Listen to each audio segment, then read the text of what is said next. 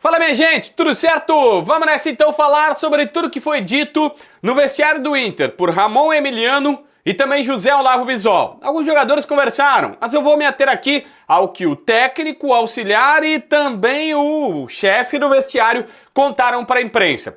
Esse vídeo é para Zapay, ZAPAY, Zapay, o aplicativo que vai te ajudar a pagar IPVA, licenciamento, multa ou qualquer restrição que tu tenha em carro, moto, ônibus ou caminhão. Ah, mas JB, chegou o final do ano, eu tô muito apertado, eu não consigo. Tem alguma multa que me apareceu, tem alguma coisa? Calma. Na Zapay tu parcela pelo cartão de crédito em 12 vezes. Tu vai ver, a Zapay paga pra ti no Detran, o negócio dá baixa lá no site do Detran, pode conferir, e depois tu parcela em 12 vezes no cartão, na barbada, sem problemas. Na descrição, no primeiro comentário, tu ainda tem meu código promocional JBFilho20, te dá 20% de desconto nas taxas do pagamento. Então tá esperando o quê? Baixa a Zapay, faz a consulta grátis, se tiver o que pagar, coloca no cartão em 12 vezes e ainda usa meu código promocional.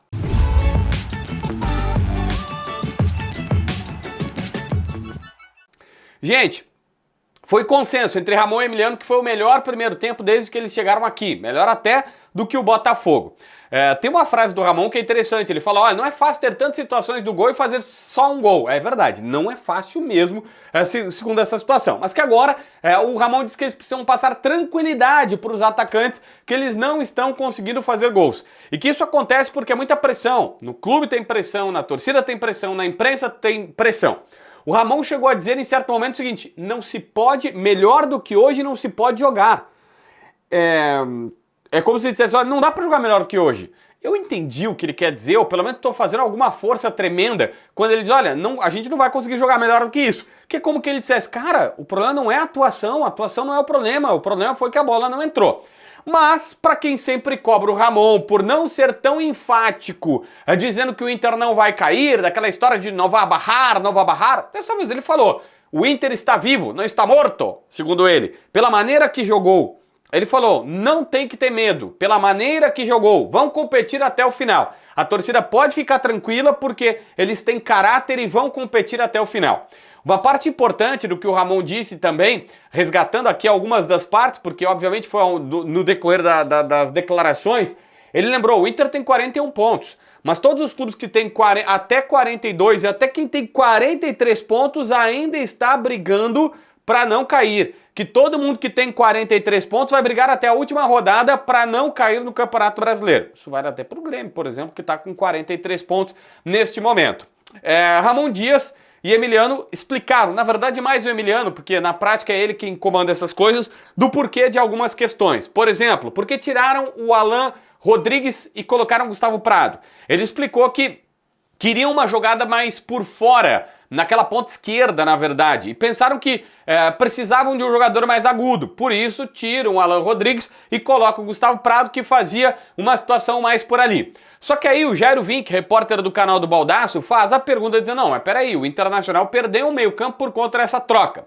O Emiliano não acha que foi por conta disso, mas destaca que ele não foi arrogante ou brigou com a imprensa por conta dessa situação. Pelo contrário, ele falou, olha, eu acho, e a minha visão neste momento, é que nós perdemos o meio-campo porque o Thiago Maia cansou. E aí o Inter não tinha mais o domínio pelo cansaço do Thiago Maia e também de outros jogadores. Então ele viu que estava todo mundo cansado, tentava uma jogada pela esquerda. E aí este seria o problema. O cansaço do Thiago Maia fez o Internacional perder o comando das ações no meio. Só que o Emiliano disse que vai rever a partida e analisar para confirmar se é exatamente isso. Acho que existe uma boa chance dele revendo o jogo, ver, tirei esse cara aqui e não ficou bom, né?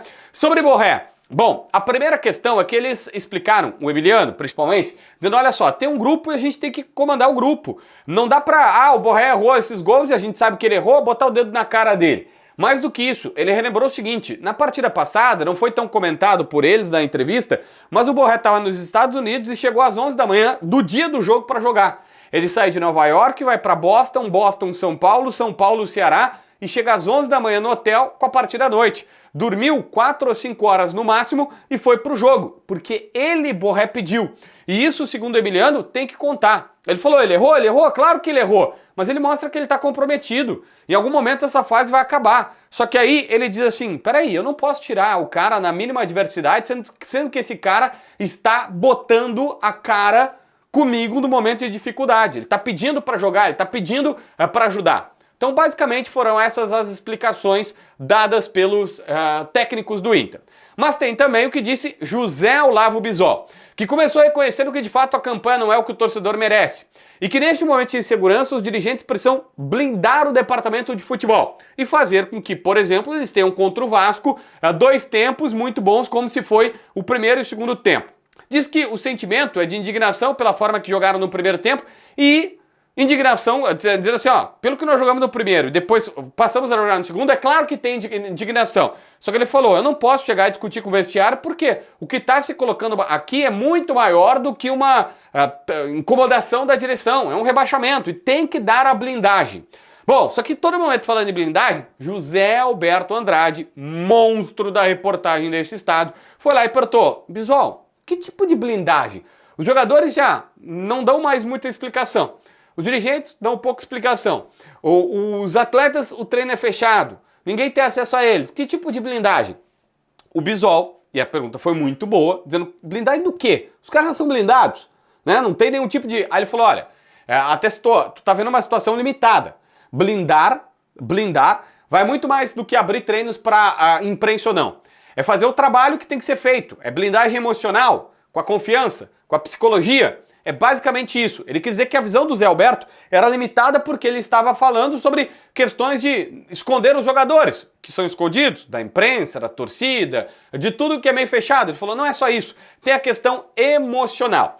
E aqui vai a questão importante. A todo momento, o Bisol falava sobre o departamento psicológico no Internacional. Ele foi muito. Ele até em certo momento disse, eu não sei responder porque a confiança dos jogadores cai de um tempo para o outro. Isso está acontecendo no Internacional. Mas que existem pessoas no departamento de psicologia que vão trabalhar nisso. Aí ele disse, não é só um treino bom, não é só pagar salários em dia, tem outras questões do vestiário, inclusive essa questão de um departamento de psicologia que hoje existe no Beira-Rio e que está trabalhando, tem um departamento de psicologia, o psicólogo e tal, e que faz atividades com os jogadores para blindar este elenco e fazer com que o emocional dos jogadores seja melhor a ponto de jogar bem no primeiro tempo, meu querido, e continua jogando bem no segundo tempo. E a direção, segundo ele, é o elo que vai conectar todos esses pontos. Mas aqui vai uma segunda pergunta, extremamente relevante.